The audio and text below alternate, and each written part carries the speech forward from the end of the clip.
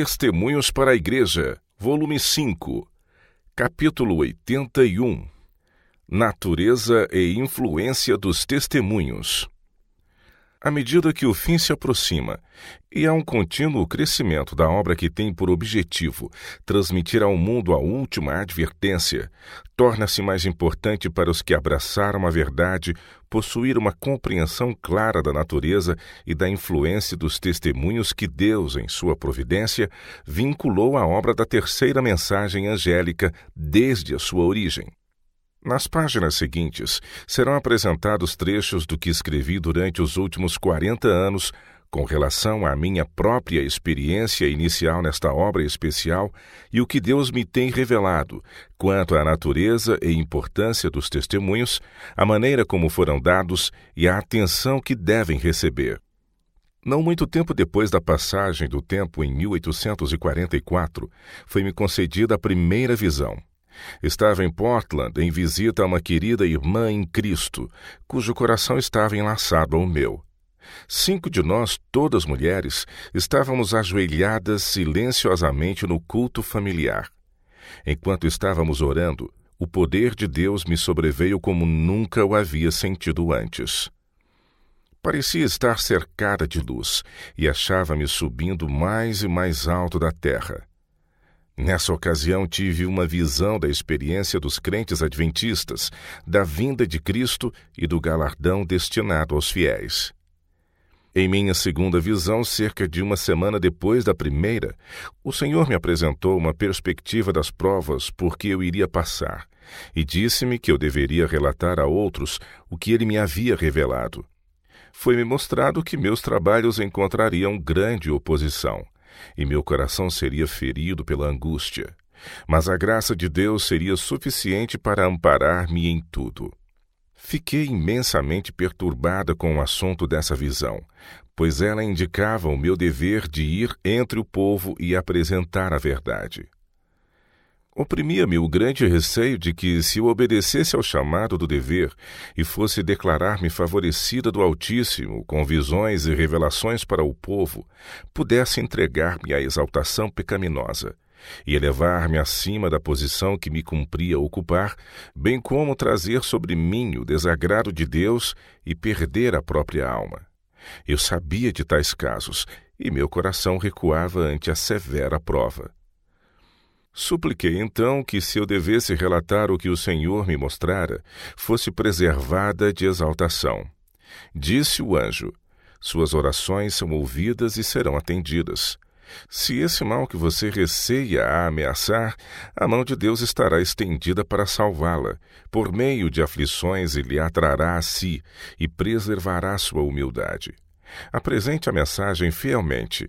Resista até o fim, e você comerá do fruto da árvore da vida e beberá da água da vida. Por esse tempo, o fanatismo se apoderara de alguns dentre os que tinham abraçado a primeira mensagem.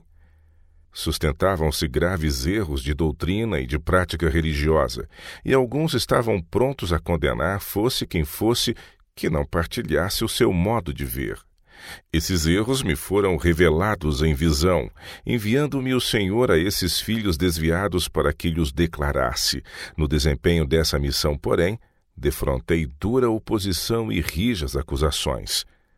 Era muito penoso para mim relatar aos que erravam o que me havia sido mostrado concernente a eles. Causava-me grande angústia ver outros perturbados ou entristecidos. E sendo obrigada a declarar as mensagens, queria muitas vezes abrandá-las e fazê-las parecer tão favoráveis às pessoas quanto eu podia. E então ficava a sós e chorava em agonia de espírito. Eu olhava aqueles que pareciam ter apenas a si mesmos para cuidar e achava que, se estivesse em sua situação, não murmuraria. Era penoso descrever os testemunhos claros e incisivos a mim, apresentados por Deus. Ansiosamente aguardava o resultado, e se as pessoas reprovadas se rebelavam contra a reprovação e mais tarde se opunham à verdade, eu me perguntava: terei eu apresentado a mensagem exatamente como devia? Não haveria algum meio de a salvar? E então me oprimia o coração uma angústia tal que muitas vezes achava que a morte seria um bem-vindo mensageiro e a sepultura um suave lugar de descanso. Não compreendia o perigo e pecado de tal procedimento até que em visão fui levada à presença de Jesus. Ele me olhou com o semblante carregado e desviou o rosto de mim. Não é possível descrever o terror e a agonia que então senti. Prostrei-me sobre o rosto diante dele, mas não tinha ânimo para proferir uma palavra. Oh, quanto eu desejava ocultar-me e esconder-me daquela terrível expressão sombria. Pude compreender então até certo ponto quais serão os sentimentos dos perdidos, quando clamarem as montanhas e as rochas: caí sobre nós, escondei-nos da face daquele que está sentado no trono e da ira do Cordeiro. Apocalipse capítulo 6, verso 16. Imediatamente um anjo me mandou levantar, e o quadro que meus olhos viram dificilmente poderá ser descrito. Diante de mim havia uma multidão, de cabelos desgrenhados e vestes despedaçadas, e cujo rosto era a própria expressão do desespero e terror. Achegaram-se a mim e roçaram suas vestes nas minhas. Quando olhei as minhas vestes, vi que estavam manchadas de sangue. De novo caí como morta aos pés do meu anjo assistente. Não podia alegar uma desculpa e desejava estar fora daquele santo lugar. O anjo me pôs de pé e disse: este não é o seu estado agora, mas esta cena lhe foi apresentada para que você saiba qual será a sua situação se negligenciar declarar a outros o que o Senhor lhe revelou. Com essa solene advertência bem clara para mim, saí para falar ao povo as palavras de reprovação e ensinamento que o Senhor me comunicara. Testemunhos individuais. As mensagens que me foram comunicadas para indivíduos, eu as tenho às vezes lançado sobre papel, fazendo-o quase sempre por insistente pedido das pessoas a quem diziam respeito. À medida que o meu trabalho se estendia, isso se tornou uma parte considerável e laboriosa das minhas ocupações. Antes da publicação do testemunho número 15, numerosos pedidos me foram dirigidos por parte de pessoas que eu aconselhara e repreendera para dar-lhes esses testemunhos por escrito. Sentia-me, porém, de tal forma prostrada em virtude de trabalhos exaustivos, que recuei diante da tarefa, tanto mais que sabia que muitas dessas pessoas eram absolutamente indignas e que pouca esperança havia de que as advertências recebidas operassem nelas uma mudança decisiva. Nesse tempo, recebi grande animação do seguinte sonho que tive. Alguém me trouxe uma peça de tecido branco e me incumbiu de cortar dele vestes para pessoas de todos os tamanhos, de todas as condições de vida e de todas as modalidades de caráter. Foi-me ordenado que as cortasse e as deixasse preparadas para serem feitas quando solicitadas. Tive a impressão de que muitos daqueles para os quais fora incumbida de cortar vestes não as mereciam.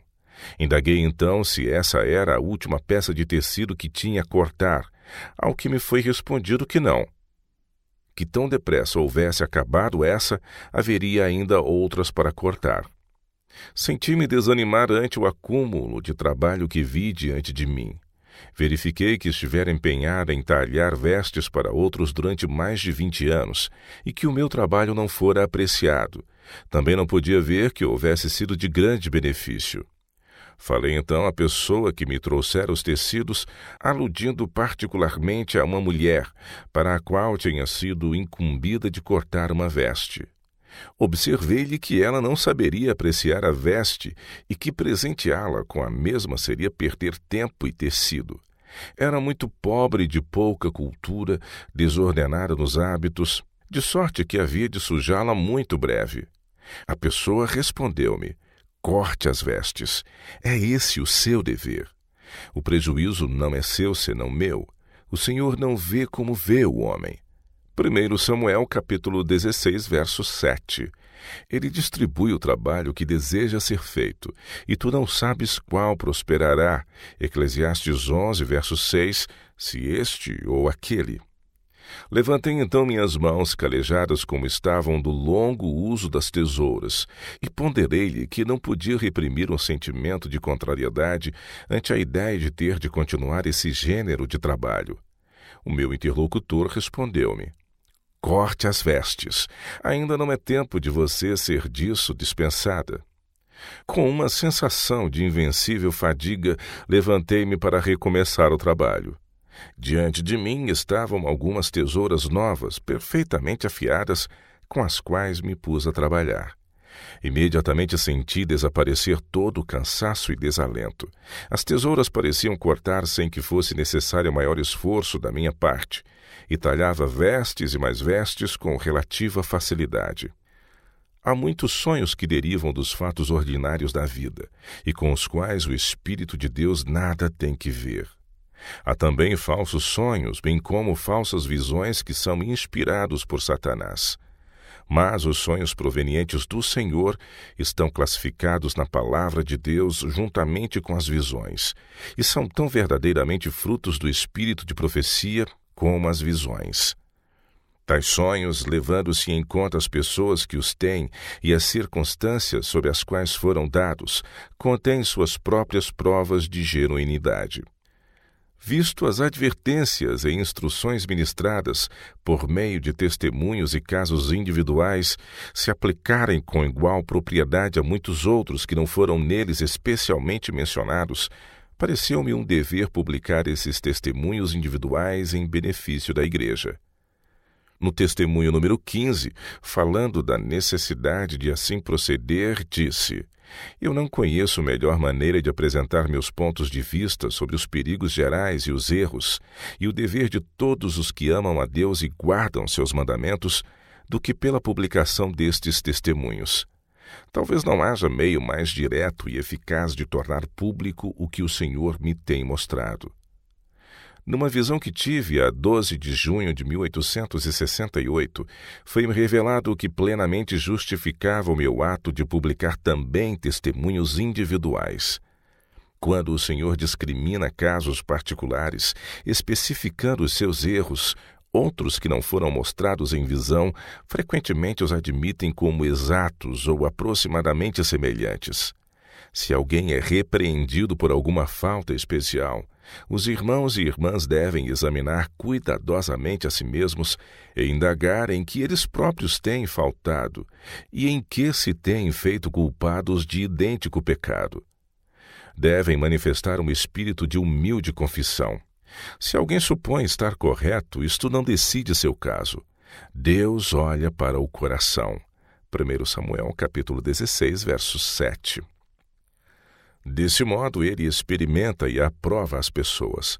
Ao repreender os erros de alguém, ele pretende corrigir a muitos. Se estes, porém, deixam de tomar para si a repreensão, lisonjeando-se de que Deus passa por alto os seus erros, porque não os aponta individualmente, enganam a si mesmos e se afundam em trevas, sendo abandonados aos próprios caminhos para seguirem as imaginações de seu coração. Salmo 73, verso 7. Muitos não usam de sinceridade consigo mesmos e estão laborando em grande erro quanto sua legítima condição diante de Deus.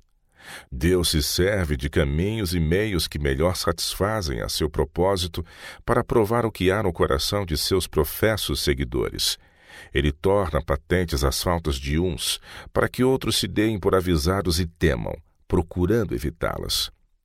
Pelo exame de si mesmos, podem ver que estão fazendo as mesmas coisas que Deus condena em outros. Se desejam realmente servir a Deus e temem ofendê-lo, não hão de esperar que primeiro lhes sejam notificados os seus pecados antes que os confessem, mas tornar-se-ão ao Senhor humildemente arrependidos, renunciando àquelas coisas que desagradam a Deus, de conformidade com a luz que outros receberam. Se, pelo contrário, aqueles que estão em faltas veem que são culpados dos mesmos pecados reprovados em outros, mas contudo continuam a não manifestar nenhum arrependimento, simplesmente porque esses pecados não lhes foram especialmente notificados, correm perigo subjugados por Satanás à vontade dele. Vi que na sabedoria de Deus os erros e pecados de todos não seriam revelados. Todos os culpados são igualmente visados por esses testemunhos individuais, embora seus nomes não estejam neles expressamente mencionados. E se tais indivíduos passam por alto e encobrem os próprios pecados, porque seus nomes não foram especificamente citados, não serão prosperados por Deus. Não poderão progredir na vida espiritual, mas se aprofundarão cada vez mais nas trevas, até que a luz do céu seja deles completamente retirada. Numa visão que tive há uns 20 anos, em 1871, fui instruído a destacar alguns princípios gerais, oralmente e por escrito, e ao mesmo tempo especificar os perigos, erros e pecados de alguns indivíduos, para que todos fossem advertidos, reprovados e aconselhados. Vi que todos devem fazer um exame minucioso de sua consciência para saber se não têm cometido os mesmos erros pelos quais outros foram repreendidos, e se as advertências feitas a outros não se aplicam também ao seu caso. Em caso afirmativo, devem sentir que esses conselhos e repreensões foram dados também a eles, e fazer deles uma aplicação tão prática como se estivessem sido dirigidos especialmente a eles. Deus intenta provar a fé de todos os que alegam ser seguidores de Cristo. Ele provará a sinceridade das orações de todos aqueles que dizem ser seu sincero desejo conhecer o próprio dever. Ele tornará claro o dever de cada um, dando a todos uma oportunidade de desenvolver o que está dentro do coração. O objetivo dos testemunhos. Nos tempos antigos, Deus falou aos homens pela boca de seus profetas e apóstolos. Nestes dias, Ele lhes fala por meio dos testemunhos do seu Espírito. Nunca houve um tempo no qual Deus instruísse mais seriamente seu povo a respeito de sua vontade e da conduta que este deve ter do que agora. O Senhor achou por bem dar-me uma visão das necessidades e erros de seu povo. Por penoso que me haja sido, tenho exposto fielmente aos ofensores suas faltas e o meio de remediá-las. Assim, tem o Espírito de Deus pronunciado advertências e juízos, sem recusar, contudo, a doce promessa da misericórdia. Os pecadores arrependidos não têm motivo de desesperar-se, por lhes serem lembradas suas transgressões e serem advertidos do perigo em que se encontram. Esses próprios esforços em seu favor indicam quanto Deus os ama e deseja salvá-los. Só têm de seguir-lhe os conselhos e fazer sua vontade para herdarem a vida eterna. Deus põe os pecados diante de seu povo errante, a fim de que os vejam em toda a sua enormidade à luz da verdade divina. É seu dever então a eles renunciar para sempre. Caso o povo de Deus reconhecesse sua maneira de lidar com eles e lhe aceitassem os ensinos, encontrariam um caminho reto para seus pés e uma luz para guiá-los por entre as trevas e o desânimo.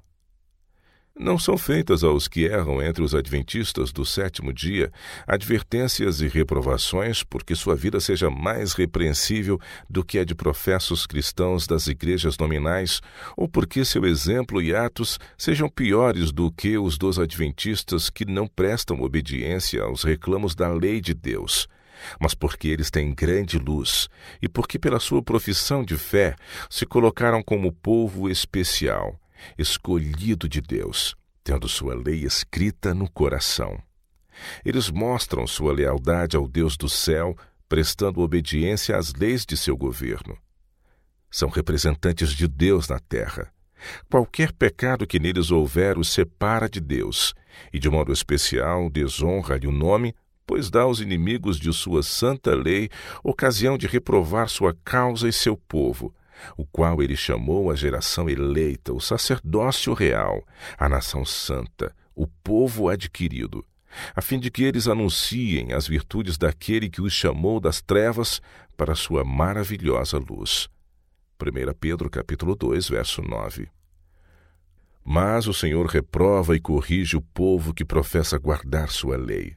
Aponta-lhes os pecados e manifesta-lhes a iniquidade, porque deles deseja separar todo pecado e impiedade, a fim de que aperfeiçoem a santidade em seu temor. Deus os repreende, reprova e castiga, de modo a serem purificados, santificados, elevados, sendo afinal exaltados a seu próprio trono. Tenho verificado os testemunhos dirigidos aos observadores do sábado e fiquei pasmada diante da misericórdia de Deus e do seu cuidado por seu povo em dar-lhes tantas advertências, apontar-lhes os perigos e apresentar-lhes a posição elevada que deseja ver ocupada por eles.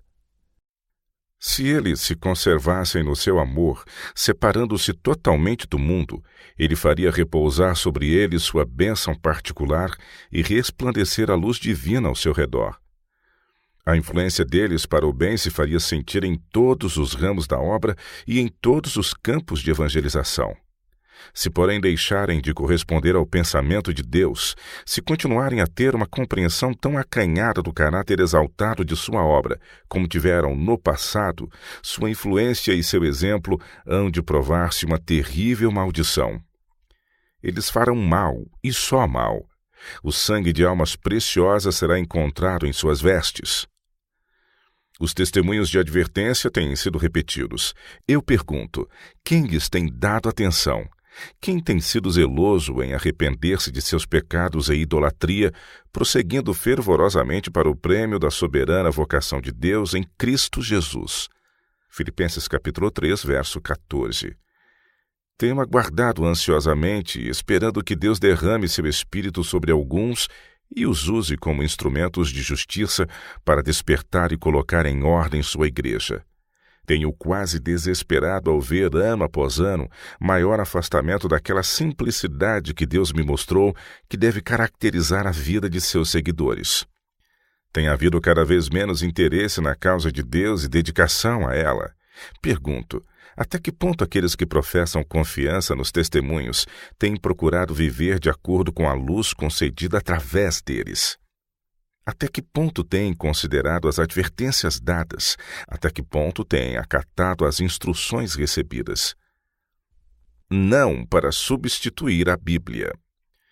Que os testemunhos não foram dados para substituir a Bíblia se evidencia a seguinte porção de um testemunho publicado em 1876. O irmão J. confundiria a mente buscando fazer parecer que a luz que Deus tem dado mediante os testemunhos é um acréscimo à palavra de Deus, mas nisso apresenta a questão sob uma falsa luz. Deus tem julgado adequado trazer desse modo à mente de seu povo a sua palavra para lhe dar mais clara compreensão dela.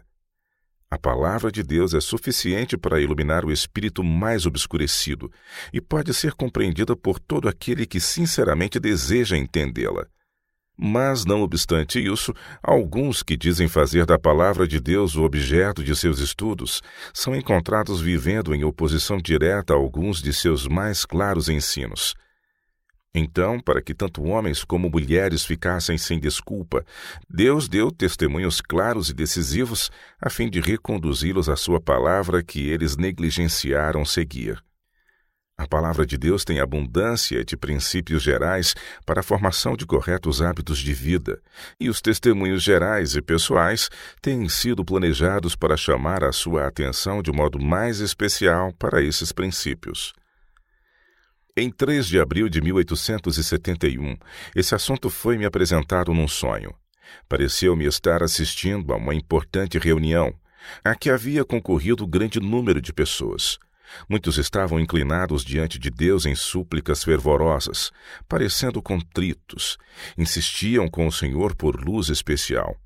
Alguns pareciam estar com o espírito angustiado. Seus sentimentos eram intensos e com lágrimas suplicavam em alta voz auxílio e luz. Os nossos mais preeminentes irmãos figuravam nessa impressionante cena. O irmão S. estava prostrado no chão, aparentemente muito atribulado. Sua mulher estava sentada no meio de um grupo de insensíveis escarnecedores. Tinha ares de quem dava a entender que votava ao desprezo os que assim se humilhavam. Sonhei que o Espírito do Senhor pousou então sobre mim, e que me levantei no meio dos clamores e súplicas e disse: o Espírito do Senhor Deus veio sobre mim.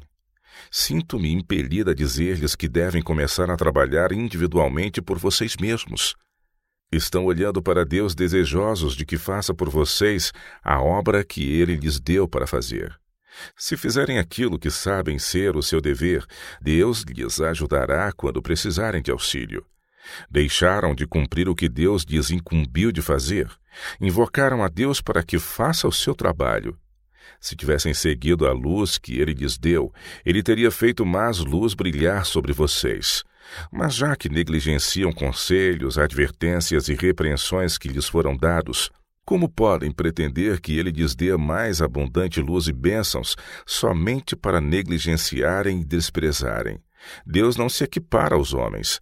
Dele não se zomba. Tomei a preciosa Bíblia e agrupei em torno dela os diferentes testemunhos para a igreja, dados ao povo de Deus. Aqui, disse eu, se encontram os casos de quase todos. Os pecados que devem evitar estão neles apontados. Os conselhos que eles buscam podem ser encontrados aqui, apresentados para outros casos que definem situações semelhantes às suas. Deus se tem agradado de dar-lhes preceito sobre preceito e regra sobre regra. Isaías capítulo 28, verso 10. Mas não há muitos entre vocês que sabem realmente o que está contido nos testemunhos. Vocês não estão familiarizados com as Escrituras. Se tivessem feito da Bíblia o objeto de seus estudos, com o propósito de atingir o padrão bíblico e a perfeição cristã, não necessitariam dos testemunhos. E porque negligenciaram se familiarizar com o livro inspirado de Deus, Ele procurou alcançar vocês por meio de testemunhos simples e diretos, chamando a sua atenção para as palavras da inspiração que negligenciaram obedecer e insistindo com vocês para modelarem a vida de acordo com os seus ensinamentos puros e elevados.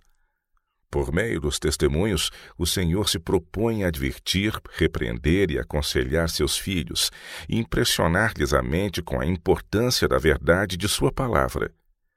Os testemunhos não estão destinados a comunicar nova luz, e sim a imprimir fortemente na mente as verdades da inspiração que já foram reveladas. Os deveres do homem para com Deus e seu semelhante estão claramente discriminados na palavra de Deus, mas poucos de vocês se têm submetido em obediência a essa luz. Não se trata de escavar verdades adicionais, mas pelos testemunhos Deus tem facilitado a compreensão de importantes verdades já reveladas e posto estas diante de seu povo pelo meio que ele próprio escolheu, a fim de despertar e impressionar com elas a sua mente para que todos fiquem sem desculpa. O orgulho, o amor próprio, o egoísmo, o ódio, inveja e ciúme obscureceram o poder perceptivo, e a verdade que deveria fazê-los sábios para a salvação perdeu seu poder de cativar e controlar a mente. Os mais essenciais princípios da piedade não são compreendidos porque não há fome e sede de conhecimento bíblico, pureza de coração e santidade de vida. Os testemunhos não têm, por fim, diminuir o valor da palavra de Deus, e sim exaltá-la e atrair para ela as mentes para que a bela singeleza da verdade possa impressionar a todos. Além disso, eu disse, como a palavra de Deus se acha circundada por estes livros e folhetos, assim também Deus os circundou com reprovações, conselhos, advertências e encorajamento. Aí estão vocês com o coração angustiado, clamando a Deus por mais luz. Estou autorizada por Deus a declarar-lhes que nenhum raio mais dessa luz há de incidir sobre seu caminho através dos testemunhos até que façam uso prático da luz que já lhes foi concedida. O Senhor lhes tem circundado de luz, mas vocês não a têm apreciado, antes a espezinham. Enquanto uns a desprezam, outros a negligenciam ou seguem indiferentemente. Poucos dispuseram o coração a obedecer à luz que Deus se agradou dispensar-lhes. Alguns que receberam advertências especiais por meio de testemunhos esqueceram-se dentro de poucas semanas das admoestações que lhes foram feitas. A alguns, os testemunhos foram várias vezes repetidos. Eles, porém, não os consideraram bastante importantes para levá-los a sério. Eles lhes pareceram como loucura. Se tivessem apreciado a luz recebida, teriam evitado prejuízos e provações que vocês consideraram duros e severos. Tinham somente a si próprios para culpar. Acabaram pondo sobre o próprio pescoço um jugo que acharam penoso suportar. Não era esse o jugo que Cristo lhes havia imposto. A solicitude e o amor de Deus tinham sido demonstrados a seu favor, mas seu coração egoísta, maldoso e incrédulo não pôde discernir a sua misericórdia e bondade. Prosseguiram agindo em sua sabedoria até que, subjugados por provações, perplexos e confusos, ficaram enredados nas ciladas de Satanás. Quando reconhecerem os raios de luz que lhes foram concedidos no passado, então a luz de Deus lhes será aumentada. Eu lhes mencionei o antigo Israel. Deus lhes deu a sua lei, mas eles se recusaram a obedecê-la. Depois lhes deu cerimônias e ordenanças para que, celebrando-as, Deus fosse lembrado. Eram tão propensos a esquecê-lo e as suas reivindicações sobre eles, que lhes cumpria conservar desperta a mente de modo a compreenderem o dever de obedecer e honrar a seu Criador. Se tivessem sido obedientes e com amor guardado os mandamentos de Deus, o grande número de cerimônias e ordenanças não teria sido necessário. Se o povo que agora professa ser a propriedade peculiar, Êxodo 19, verso 5, de Deus, obedecesse a seus requisitos especificados em sua palavra, não haveria necessidade de testemunhos especiais para despertar neles o sentimento do dever e impressioná-los acerca de sua pecaminosidade e do temível risco que correm ao negligenciar obedecer à palavra de Deus. As consequências têm se entorpecido porque a luz foi posta de parte, sendo negligenciada e desprezada. Sonhei que, enquanto eu falava, o poder de Deus se apossou de mim de maneira extraordinária e fiquei totalmente sem forças, mas não tive nenhuma visão. Imaginei que meu marido se levantou perante o povo e exclamou: "Esse é o maravilhoso poder de Deus. Ele tornou os testemunhos um poderoso meio de alcançar as pessoas e atuará mais poderosamente por seu intermédio do que tem feito até aqui. Quem estará ao lado do Senhor?" Alguém se levantou ao meu lado e disse: "Deus a suscitou e deu-lhe palavras para dizer ao povo e atingir-lhe o coração, como a nenhuma outra pessoa foram dadas. Ele formulou seus testemunhos para resolver casos que têm necessidade de auxílio. Você deve ficar impassível às zombarias ou escárnio, às acusações e censura. A fim de ser um instrumento especial nas mãos de Deus, importa não se apoiar em ninguém, a não ser somente em Deus, e como a videira que sobe, entrelaçar nele as suas gavinhas. Ele a constituiu meio de comunicar sua luz ao povo.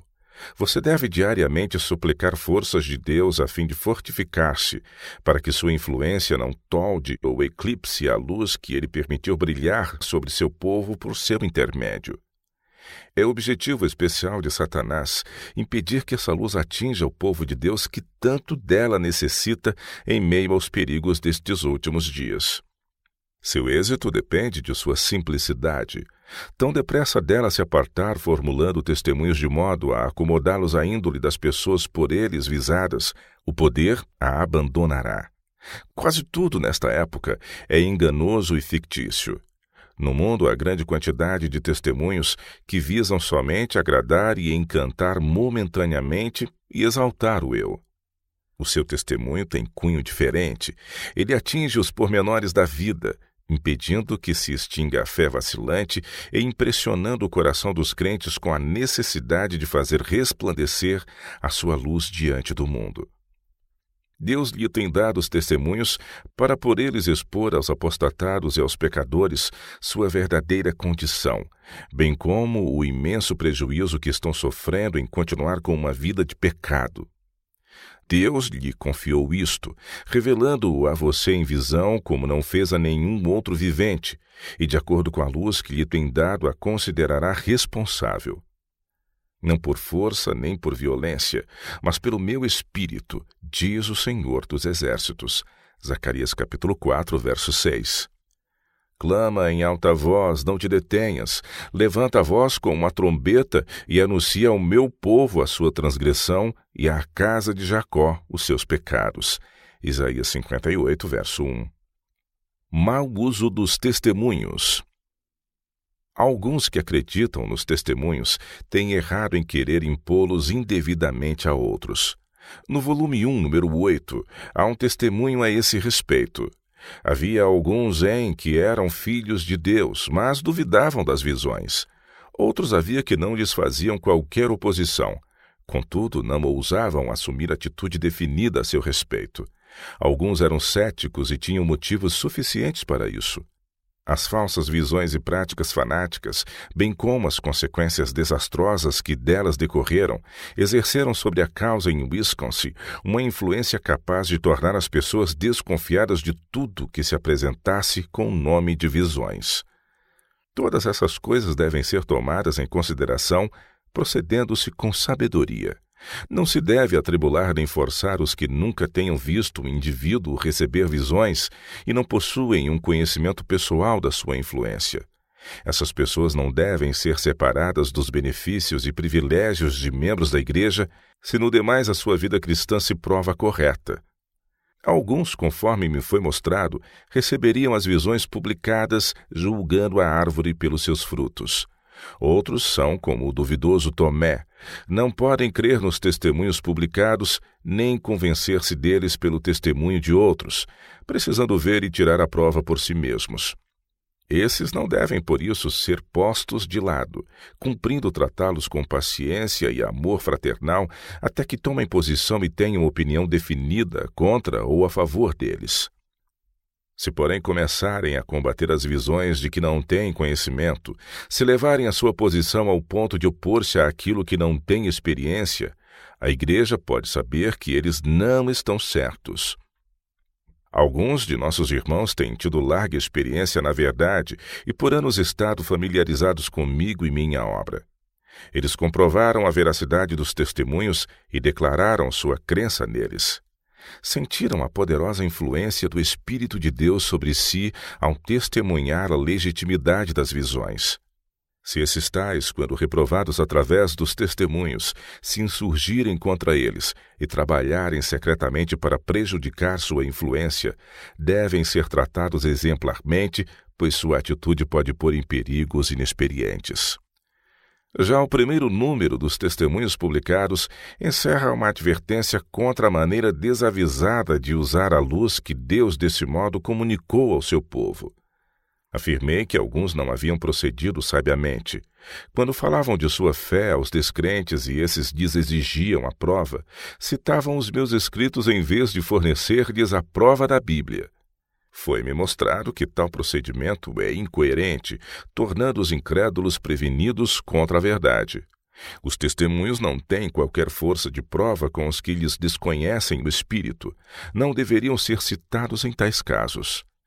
Outras advertências relativas ao uso dos testemunhos têm sido dadas de tempos em tempos como segue.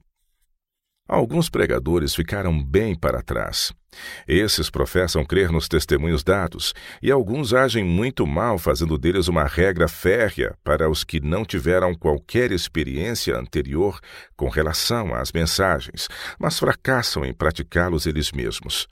Repetem testemunhos que são completamente desconsiderados por eles. Sua conduta não é coerente.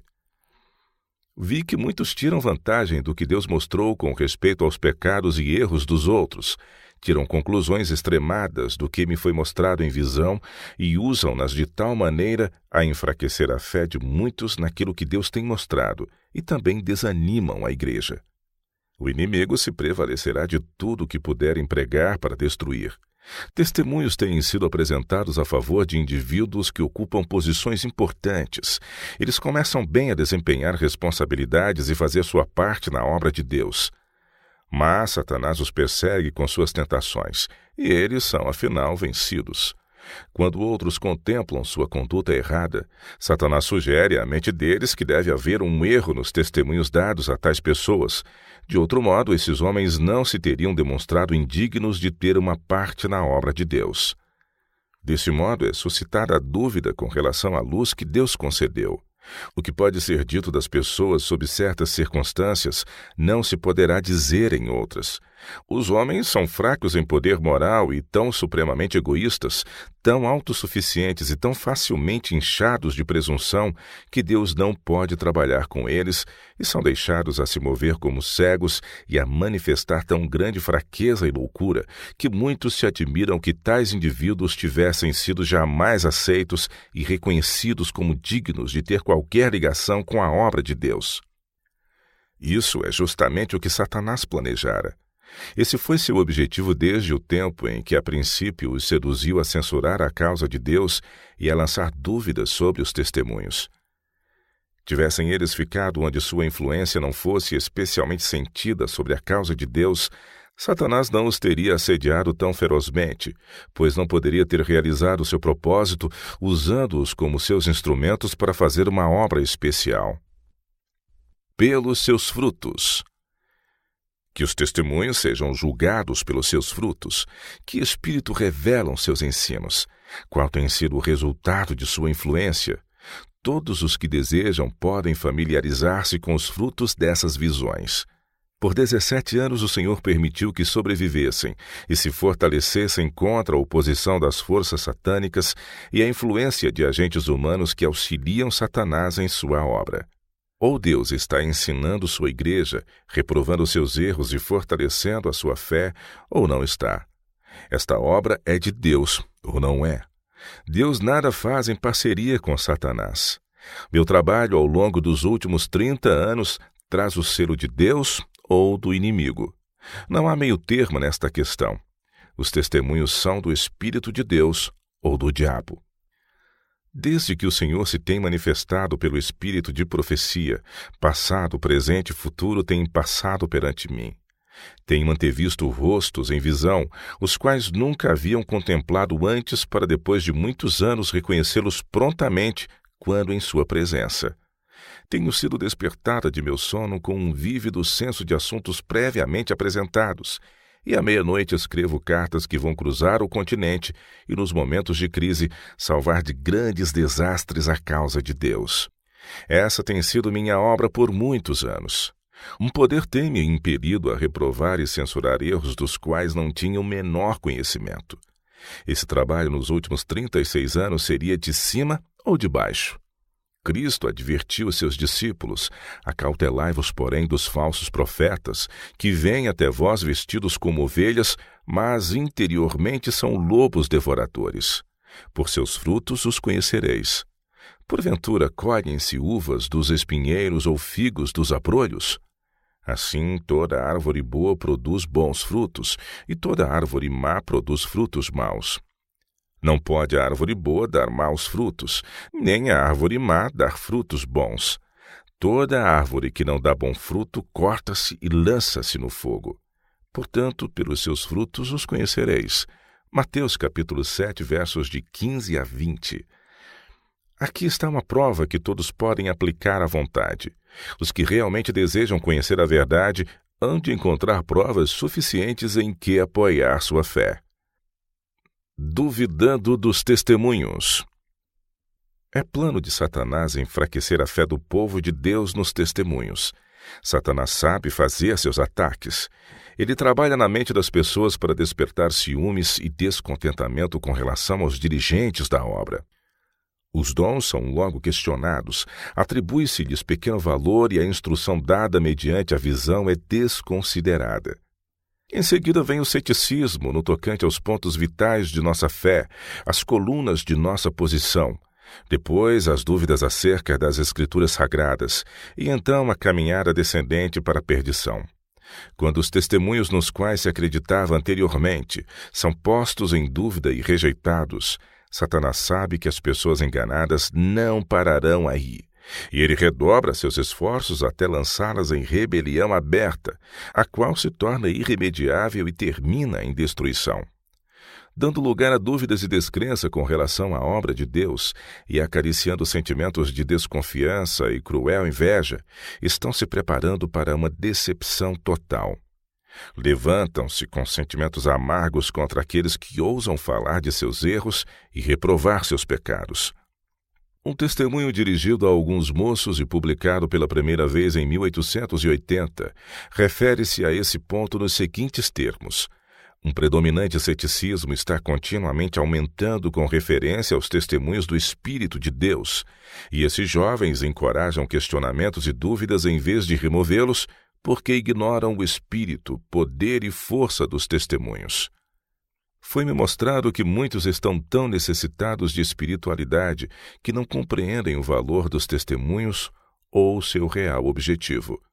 Conversam voluvelmente acerca dos testemunhos dados por Deus em benefício de seu povo, exercem o juízo sobre os mesmos, dando a sua opinião acerca deles e criticando ora isto, ora aquilo, quando fariam melhor em pôr a mão sobre os lábios e prostrar-se no pó. Não conseguem apreciar o espírito dos testemunhos por conhecerem muito pouco o Espírito de Deus. Há alguns que nunca se submeteram plenamente à reprovação. Eles tomaram um rumo de sua própria escolha. Têm sempre, em maior ou menor grau, exercido influência contra aqueles que se levantam para defender o direito e reprovar o erro. A influência dessas pessoas sobre indivíduos que aqui vêm e que são postos em contato com elas é muito má. Elas enchem a mente desses recém-chegados com questionamentos e dúvidas a respeito dos testemunhos do Espírito de Deus. Dão falsas interpretações aos testemunhos e, em vez de levar pessoas a se tornarem consagradas a Deus e ouvirem a voz da igreja, ensinam-nas a serem independentes e não se preocuparem com as opiniões e julgamento dos outros. A influência dessa classe tem estado secretamente em atuação. Alguns não têm noção do prejuízo que estão causando, mas, sendo sem consagração orgulhosos e rebeldes, conduzem outros no caminho errado. Uma atmosfera venenosa é respirada por esses indivíduos não consagrados. O sangue das almas está nas vestes deles, e Cristo lhes dirá no dia do acerto final: apartai-vos de mim, vós que praticais a iniquidade. Mateus capítulo 7, verso 23. Eles ficarão espantados, mas sua professa vida cristã foi um engano, uma fraude. Alguns expressam sua opinião que o testemunho da irmã White não é digno de confiança. Isso é tudo o que algumas pessoas não consagradas desejam. Os testemunhos de reprovação têm frustrado sua vaidade e orgulho, mas se elas se atrevessem, iriam ao limite na moda e no orgulho. Deus dará a todos estes uma oportunidade de se revelarem e de desenvolver seu verdadeiro caráter. Vi que a razão por que as visões não têm sido mais frequentes nos últimos tempos é que não têm sido apreciadas pela igreja. A igreja quase perdeu sua espiritualidade e fé, e as reprovações e advertências não têm exercido sobre os membros senão um pequeno efeito. Muitos dos que têm professado fé nelas não as têm atendido. Se você perder a confiança nos testemunhos, cairá das verdades da Bíblia. Tenho temido que muitos assumiriam uma atitude questionadora, duvidosa, e em minha aflição por sua salvação quero adverti-lo. Quantos atenderão à advertência? De acordo com sua atitude atual para com os testemunhos, porventura no caso de lhe ser dado um testemunho contrário a seu pensar, corrigindo seus erros, você se sentirá na perfeita liberdade de aceitar ou rejeitar qualquer parte ou todo ele? Aquilo que menos inclinado se acha a receber pode ser justamente a parte mais necessária. Meus irmãos, acautelem-se contra um coração incrédulo e maligno. A palavra de Deus é clara e minuciosa em suas restrições. Ela se opõe à sua condescendência egoísta, por isso vocês não lhe obedecem. Os testemunhos de seu espírito chamam a atenção para as Escrituras, apontando-lhe seus defeitos de caráter e repreendendo seus pecados. Por essa razão, vocês não os ouvem. E para justificar sua conduta carnal e amante de facilidades, vocês duvidam que os testemunhos provenham de Deus. Se os irmãos obedecessem a seus ensinos, estariam certos de sua origem divina.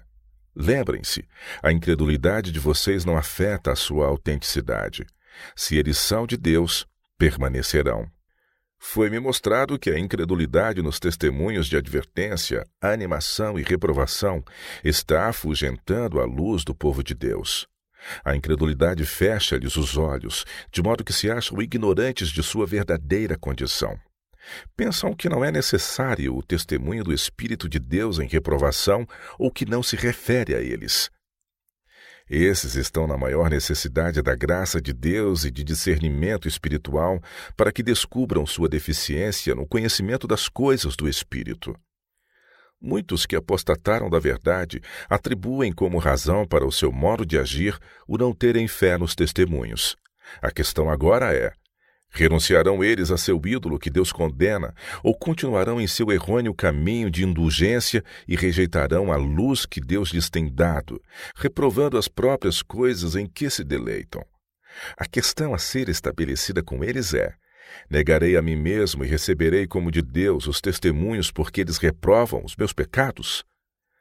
Em muitos casos, os testemunhos são plenamente recebidos, o pecado e a condescendência eliminados, e a reforma imediatamente começa em harmonia com a luz que Deus concedeu. Noutros casos, condescendências pecaminosas são mantidas, os testemunhos rejeitados, apresentando-se aos outros muitas falsas desculpas para justificar a recusa. O verdadeiro motivo não é revelado. É uma falta de coragem moral, de uma vontade fortalecida e dirigida pelo Espírito de Deus para renunciar a hábitos prejudiciais.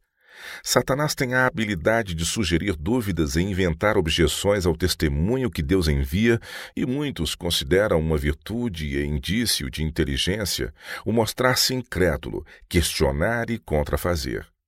Os que querem duvidar têm suficiente oportunidade para isso. Deus não se propõe fazer desaparecer toda a ocasião para a incredulidade.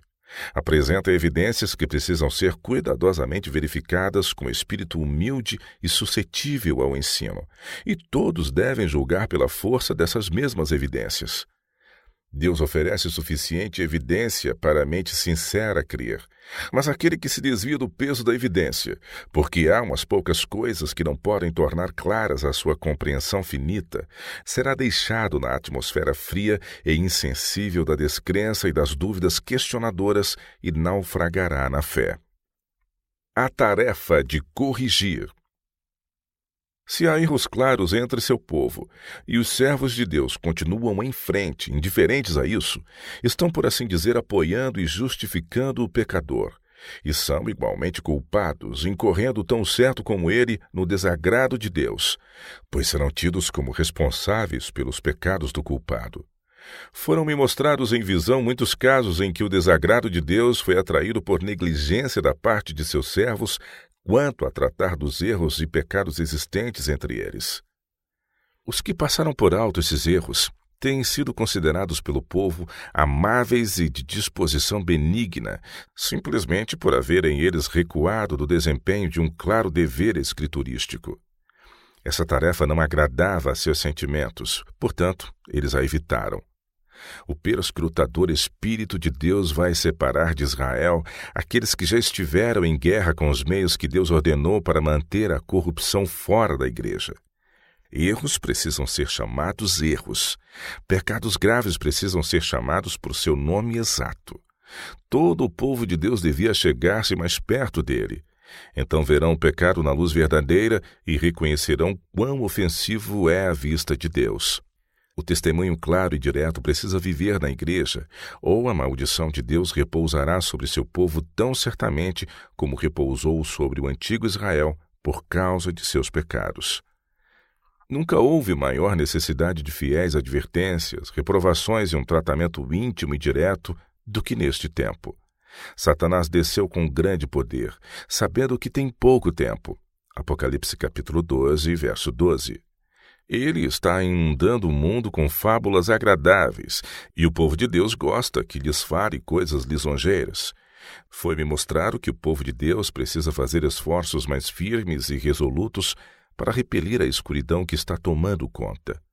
O trabalho rigoroso do Espírito de Deus é necessário agora como nunca antes.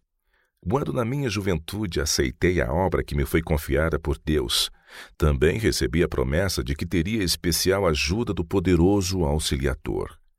Nessa ocasião recebi o solene encargo de apresentar fielmente a mensagem do Senhor, sem fazer diferença entre amigos e inimigos. Deus não discrimina pessoas. Lidando com ricos ou pobres, pessoas bem ou mal conceituadas, cultas ou ignorantes, o mensageiro do Senhor não pode trair o seu sagrado dever. Que ninguém entretenha o pensamento de que eu lastimo ou me retrate de qualquer claro testemunho dado a indivíduos ou povo. Se eu errei de alguma forma, foi em não repreender mais firme e decididamente o pecado. Alguns irmãos assumiram a responsabilidade de criticar meu trabalho e propor um meio mais fácil de corrigir os erros. Gostaria de dizer a essas pessoas que prefiro o caminho de Deus e não o delas. O que eu disse ou escrevi em testemunho ou reprovação não tem sido expresso corretamente. Os que querem, de algum modo, amenizar a força das agudas reprovações que Deus me deu para transmitir, haverão de enfrentar sua obra no juízo.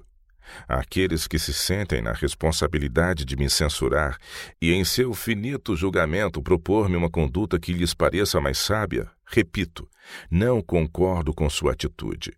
Deixe-me em paz em meu relacionamento com Deus e permitam que Ele me ensine. Receberei as palavras do Senhor e as comunicarei ao povo. Não espero que todos aceitem a reprovação e reformem sua vida, mas devo desempenhar meu dever fielmente.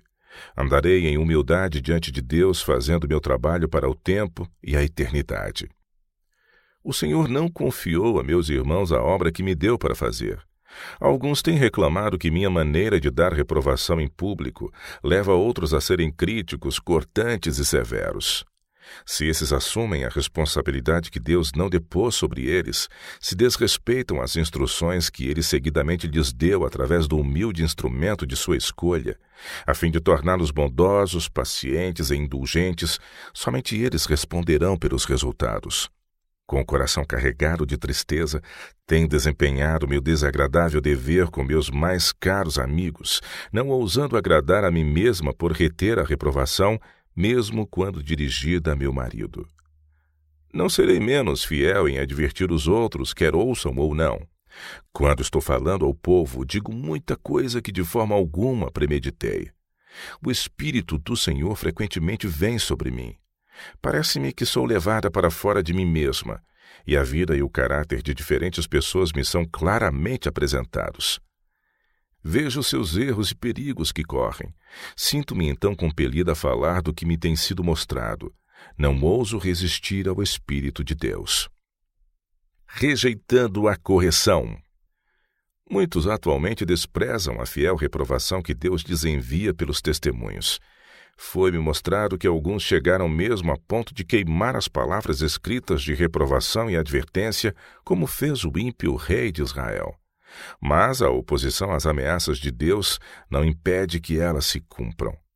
Desprezar as palavras do Senhor, transmitidas por seus instrumentos escolhidos, só lhe provocará a ira, causando finalmente a ruína certa aos ofensores. A indignação frequentemente se acende no coração dos pecadores contra o agente que Deus escolheu para transmitir suas reprovações. Isto em todo o tempo foi assim, e existe hoje o mesmo espírito que perseguiu e encarcerou a Jeremias por obedecer à palavra do Senhor. Desde o início do meu trabalho, fui chamada a dar um testemunho direto e claro, a reprovar erros e não omitir nada de ninguém. Mas sempre tem havido aqueles que se opõem ao meu testemunho e continuam a dizer palavras agradáveis, rebocando com argamassa fraca e destruindo a influência do meu trabalho. O Senhor prometeu me guiar ao enfrentar a oposição, e então indivíduos iriam se colocar entre mim e o povo para tornar o meu testemunho de nenhum efeito. Em quase todo caso em que se faz necessária a reprovação, haverá alguns que deixarão de considerar que o Espírito do Senhor foi ofendido, sua causa injuriada. Esses se condoerão dos que mereceram a censura por terem sido magoados sentimentos pessoais. Toda essa não santificada compaixão torna os que a manifestam participantes da culpa da pessoa reprovada. Em 9 casos de 10, fosse o que sofreu a repreensão deixado sob o senso de suas culpas, haveria sido ajudado a vê-las sendo assim reformado.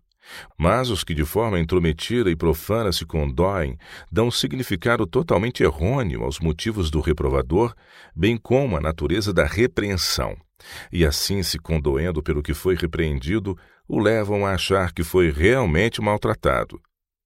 E seus sentimentos se insurgem em rebelião contra uma pessoa que simplesmente cumpriu seu dever.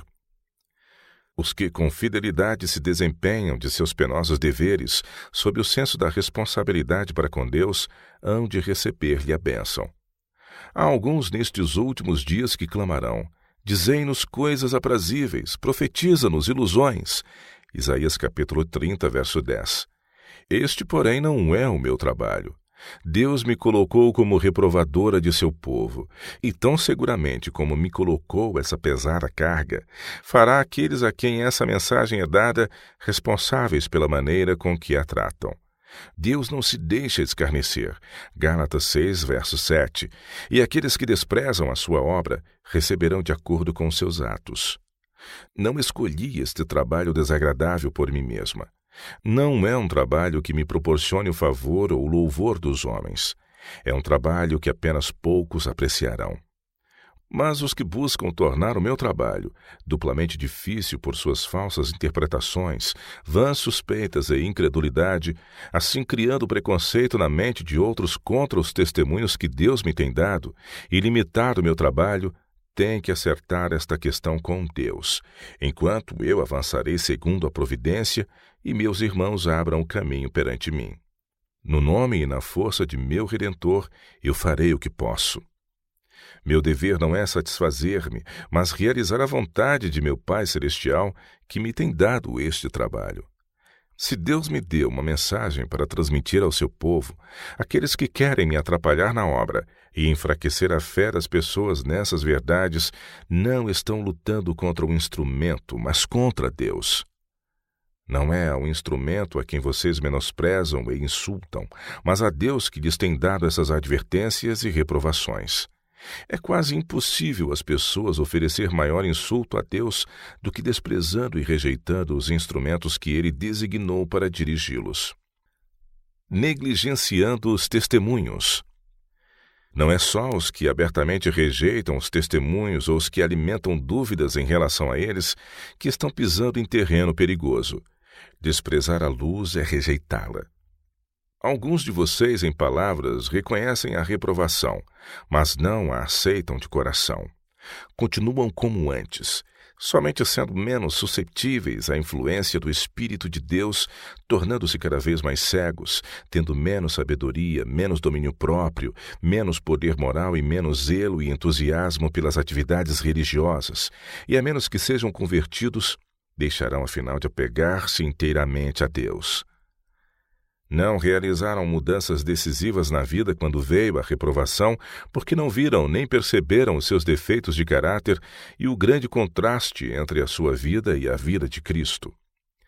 Para que servem suas orações enquanto atendem à iniquidade no coração? Salmos 66, verso 18. A menos que façam uma mudança completa, não demorará muito tornar-se-ão cansados de reprovação, como se deu com os filhos de Israel, e à semelhança deles apostatarão de Deus. Muitos estão indo diretamente contra a luz que Deus tem dado ao seu povo, porque não leem os livros que contêm a luz e o conhecimento em advertências, reprovações e admoestações. Os cuidados do mundo, o amor da moda e a falta de religião têm desviado a atenção da luz que Deus tão graciosamente deu, enquanto livros e periódicos contendo erros estão percorrendo todo o país. O ceticismo e a infidelidade estão aumentando por toda parte. Luz tão preciosa procedente do trono de Deus e escondida sob o alqueire.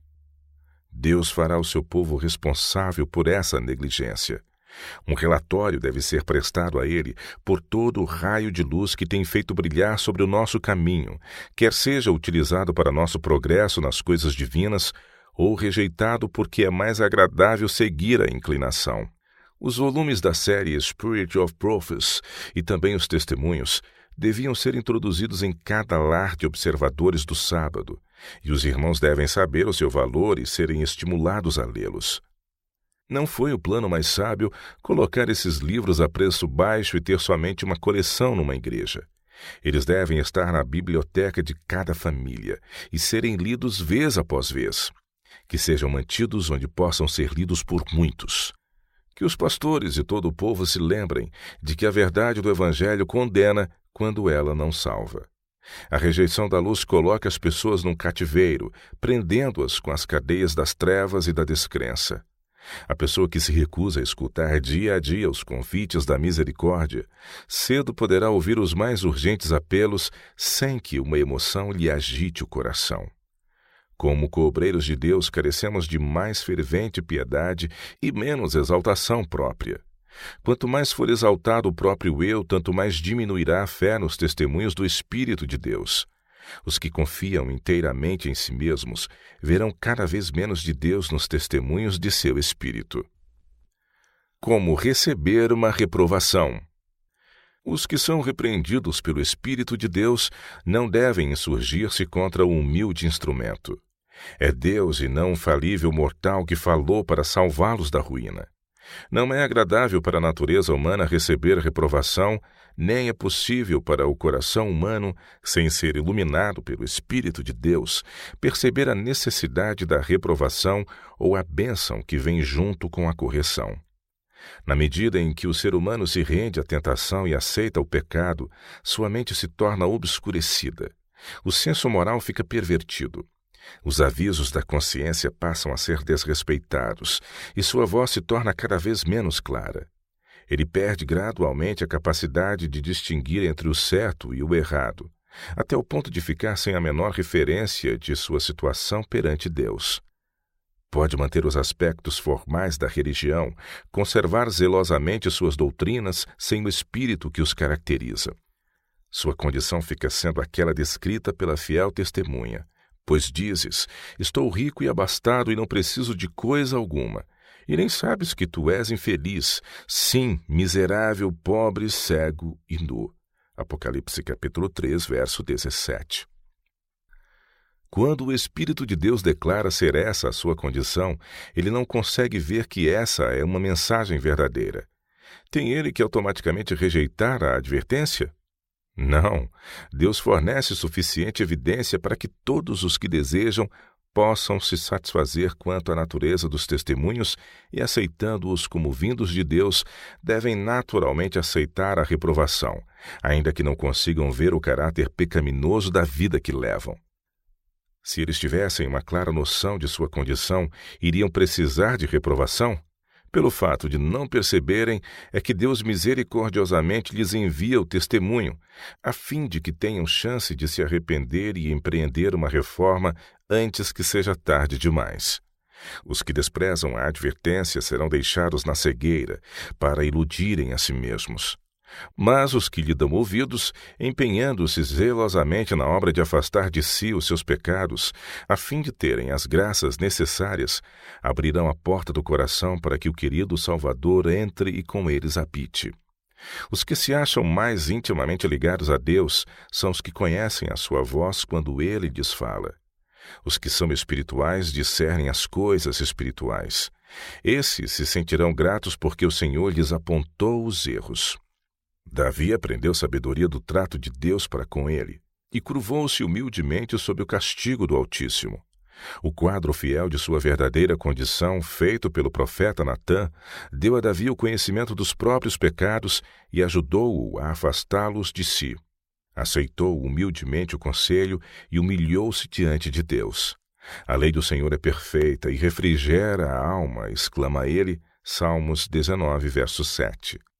Mas se estáis sem correção, de que todos se têm tornado participantes, logo sois bastardos e não filhos. Hebreus capítulo 12, verso 8. Nosso Senhor disse, eu repreendo e disciplino a quantos amo. Apocalipse capítulo 3, verso 19. Toda disciplina, com efeito, no momento não parece ser motivo de alegria, mas de tristeza. Ao depois, entretanto, produz fruto pacífico aos que têm sido por ela exercitados, fruto de justiça. Hebreus capítulo 12, verso 11. Por mais amarga que seja a disciplina, ela é escolhida por um Pai amoroso, a fim de sermos participantes da sua santidade. Hebreus 12, verso 10. Distinção imprópria. Alguns adotam um ponto de vista segundo o qual as advertências, admoestações e correções dadas pelo Senhor, por intermédio de sua serva, não têm maior importância que conselhos e advertências provenientes de outras fontes, a menos que sejam recebidas em visão especial para cada caso individualmente. Em alguns casos, alegou-se que, ao dar testemunhos para igrejas ou indivíduos, eu era influenciada por cartas que recebia de membros da igreja. Alguns chegaram a alegar que testemunhos que se dizem ser do Espírito de Deus eram somente manifestações do meu próprio juízo, baseadas em informações colhidas em fontes humanas. Essa afirmação é absolutamente falsa. Se, todavia, em resposta a alguma pergunta, informação ou consulta de uma igreja ou de indivíduos, um testemunho é escrito, apresentado à luz que Deus me deu a esse respeito, o fato de se haver originado dessa forma, de modo algum depõe contra sua validade ou importância. Citarei a propósito um trecho do testemunho número 31, que trata justamente desse assunto. O que ocorreu com o apóstolo Paulo? As novas que recebera através da casa de Cloé, com respeito às condições da igreja de Corinto, levaram-no a escrever sua primeira carta àquela igreja. Cartas particulares chegavam-lhe às mãos declarando os fatos como eles eram, e em resposta ele assentava princípios gerais que, se ouvidos, corrigiriam os males existentes. Com grande ternura e sabedoria, ele os exortava a que todos falassem as mesmas coisas e que não houvesse divisões entre eles. Paulo era um apóstolo inspirado. Contudo, o Senhor não lhe revelara todo o tempo a condição exata de seu povo. Os que estavam interessados na prosperidade da igreja e que tinham visto males nela penetrando, apresentaram o assunto perante ele e, pela luz que recebera anteriormente, achava-se preparado para julgar o verdadeiro caráter dessas ocorrências. Conquanto o Senhor não lhe houvesse dado uma nova revelação para esse tempo especial, os que estavam realmente buscando luz não rejeitaram sua mensagem como se fosse apenas uma carta comum. Não mesmo. O Senhor lhe mostrara as dificuldades e os perigos que surgiriam nas igrejas para que, quando se manifestassem, ele soubesse exatamente como enfrentá-los. Paulo recebeu a missão de defender a igreja. Tinha de vigiar pelas almas como alguém que devesse prestar contas a Deus. Não deveria ele, pois, prestar atenção aos relatórios concernentes ao estado de anarquia e divisão em que elas se encontravam? Seguramente. E a reprovação que ele lhes enviou foi escrita sob a mesma inspiração do Espírito de Deus como qualquer de suas epístolas. Mas, quando a reprovação chegou, alguns não se sentiram atingidos. Assumiram a posição de que Deus não falara através de Paulo, que ele lhes havia transmitido meramente uma opinião humana e que seu julgamento tinha tanto mérito quanto de Paulo. Muitos de nosso povo se afastaram dos velhos marcos e seguiram seu próprio entendimento. Quando nosso povo assume essa atitude, as advertências e conselhos especiais de Deus dados pelo Espírito de profecia não podem ter sobre ele alguma influência no sentido de operar uma reforma da vida e do caráter.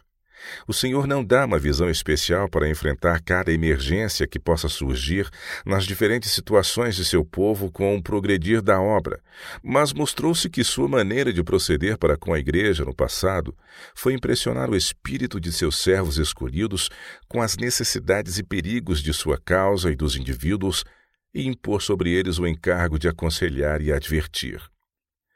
Assim, em muitos casos, Deus me esclareceu quanto a defeitos peculiares de caráter nos membros da igreja e os perigos daí decorrentes para os indivíduos e para a obra, caso não fossem corrigidos. Em dadas circunstâncias, tendências erradas são suscetíveis de se fortalecerem e arraigarem, acarretando danos à causa de Deus e à ruína de indivíduos. Às vezes, quando perigos especiais ameaçam a causa de Deus ou a pessoas, sou advertida da parte de Deus em sonhos ou visões, sendo tais casos apresentados vivamente ao meu espírito. Ouço então uma voz dizer-me: levanta-te e escreve. Estas pessoas estão em perigo. Obedeço à direção do Espírito de Deus e minha pena descreve sua legítima condição. Ao viajar e estar perante o povo em diferentes lugares, o Espírito do Senhor me lembra os casos a mim antes mostrados, avivando em minha memória as revelações que me foram feitas. Durante os últimos 45 anos, o Senhor tem estado a revelar-me as necessidades de sua causa e os casos de indivíduos em todas as fases da experiência humana, mostrando-me onde e como deixaram de aperfeiçoar o caráter cristão. As histórias de centenas de casos se desenrolaram aos meus olhos, sendo-me apresentadas com clareza as coisas que Deus aprova e as que condena. Deus mostrou-me que certo caminho, quando prosseguido, ou certos traços de caráter, quando cultivados, hão de produzir determinados resultados. Desse modo, tenho estado a preparar-me e disciplinar-me para que possa conhecer os perigos que ameaçam as pessoas e instruir e advertir seu povo, dando-lhe regra sobre regra e preceito sobre preceito, de sorte a não estar em ignorância quanto aos enganos do diabo e poder fugir às suas ciladas. A obra de que o Senhor especialmente me incumbiu é insistir com jovens e idosos, instruídos ou não, para examinarem as Escrituras por si mesmos, fazer sentir a todos que o estudo da Palavra de Deus robustece a inteligência e todas as faculdades do espírito, habilitando-o a resolver problemas difíceis e de grande alcance com relação à verdade, assegurar a todos que o conhecimento perfeito da Bíblia é superior a qualquer outro para tornar o homem aquilo que Deus se propôs fosse. A exposição das tuas palavras dá luz, dá entendimento aos simples. Salmos 119, 130. Com a luz comunicada pelo estudo de sua palavra e com o conhecimento especial que me foi dado de casos individuais entre o seu povo, sob todas as circunstâncias e em todas as fases da vida, poderia eu laborar ainda na mesma ignorância, na mesma incerteza e cegueira espiritual que é o começo de minha experiência? Quererão, meus irmãos, sustentar que a irmã White foi uma aluna tão sem inteligência, que o seu juízo a esse respeito não é para ser estimado mais agora do que antes de ela entrar para a escola de Cristo, a fim de ser preparada e disciplinada para essa obra especial?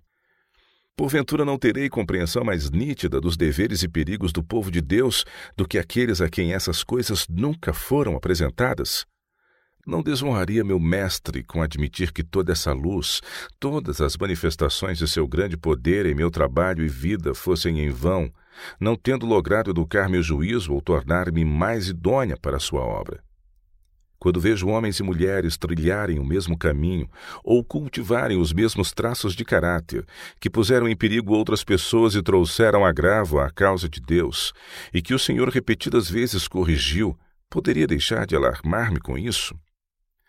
Quando vejo almas tímidas vergando ao peso do sentimento de suas imperfeições, mas esforçando-se conscienciosamente por cumprir o que Deus declarou ser justo, e sabendo que o Senhor nelas atenta com bondade, em razão de seu sincero empenho, não deveria eu ter palavras de animação e conforto para essas pessoas?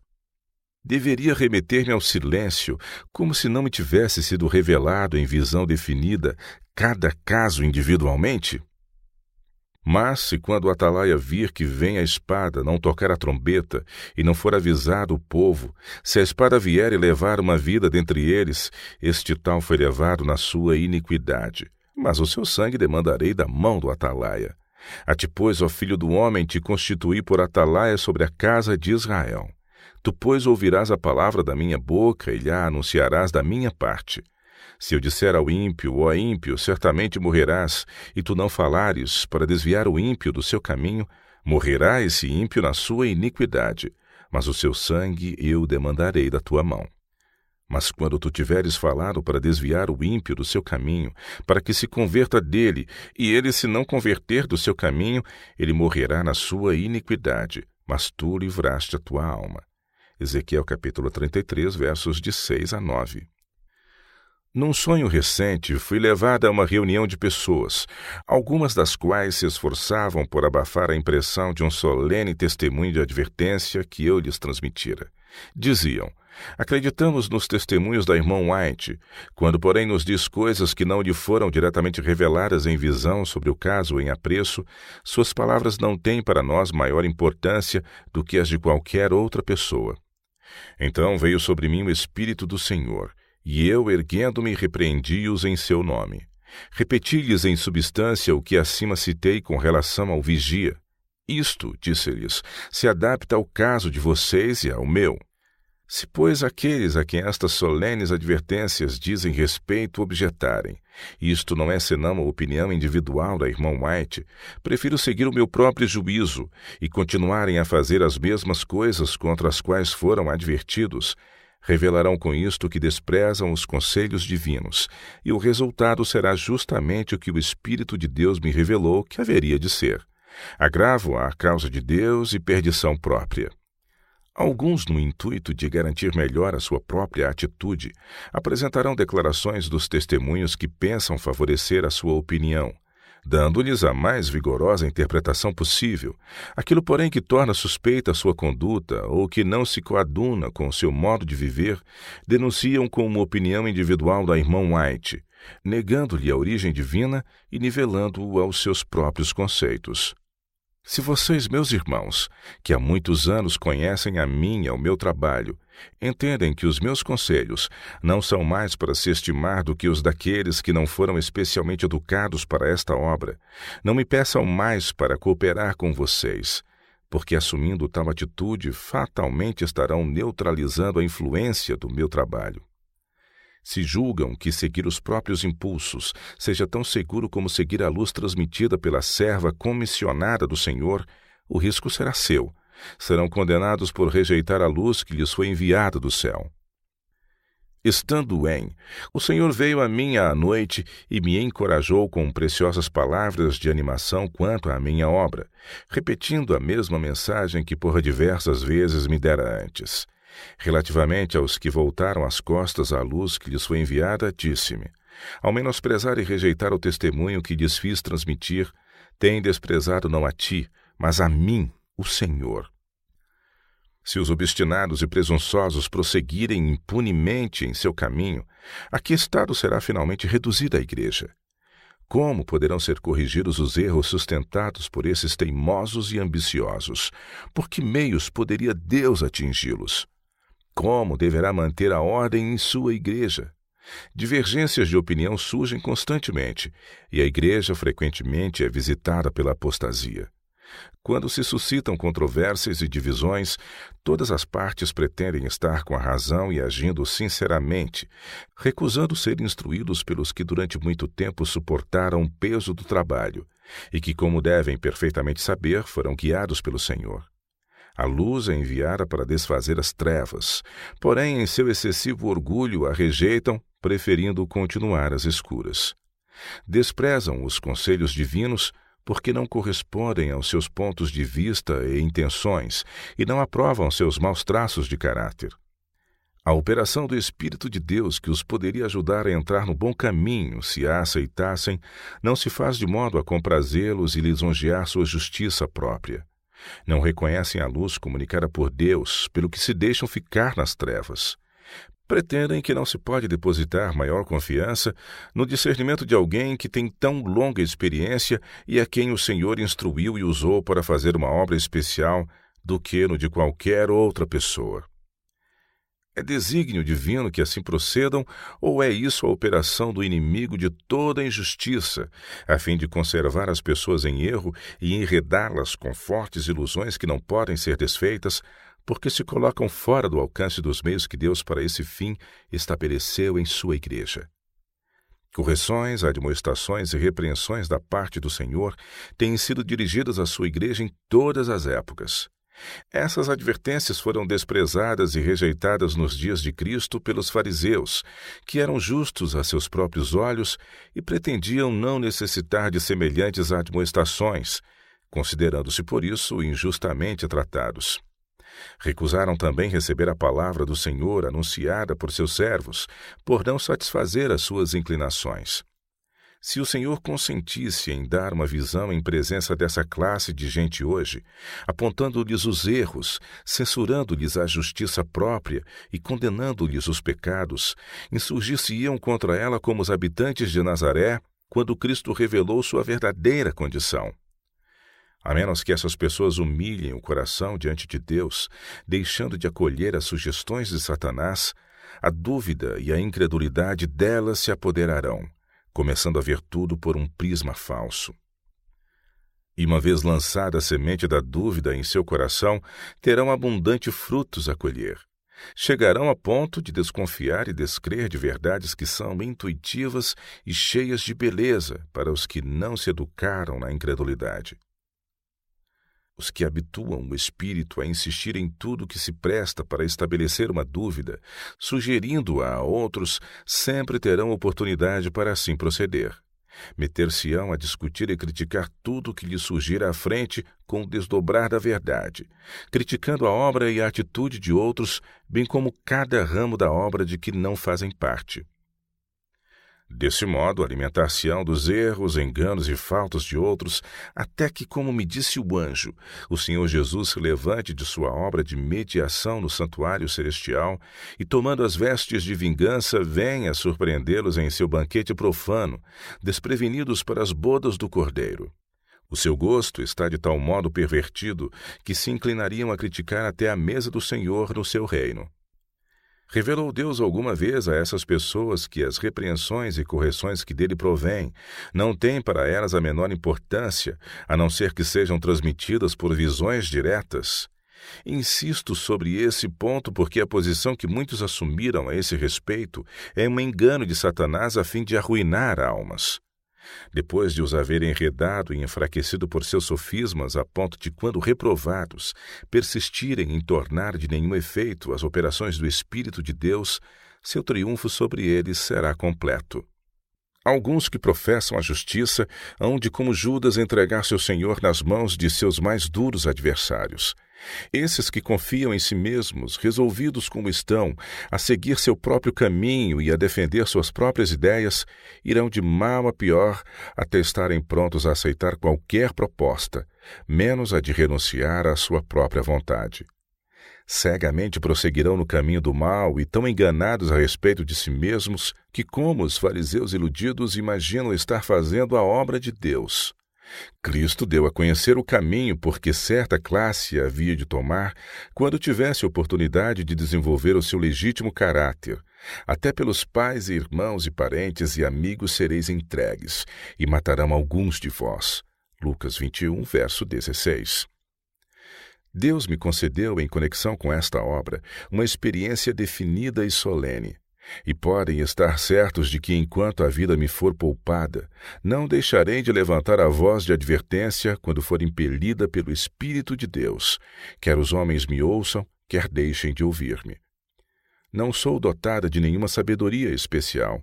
Sou apenas um instrumento nas mãos de Deus para fazer a obra que me designou. As instruções que tenho dado pela pena e de viva voz são uma expressão da luz que Deus se dignou conceder-me. Tentei expor-lhes os princípios que o Espírito de Deus durante anos tem estado a imprimir em meu espírito e a escrever em meu coração. E agora, irmãos, eu os conjuro a que não se interponham entre mim e o povo, desviando dele a luz que Deus lhe deseja dar. Não comprometam pela crítica a força, a virtude e a importância dos testemunhos. Nem imaginem que são capazes de analisá-los de modo a acomodá-los às suas ideias, pretendendo que Deus lhes tenha dado habilidade para discernir o que é luz do céu e o que é mera sabedoria humana. Se os testemunhos não falarem de acordo com a palavra de Deus, podem rejeitá-los. Cristo e Belial não se unem. Por amor de Cristo, parem de confundir o espírito do povo com sofismas e ceticismo, tornando de nenhum efeito a obra que Deus deseja fazer.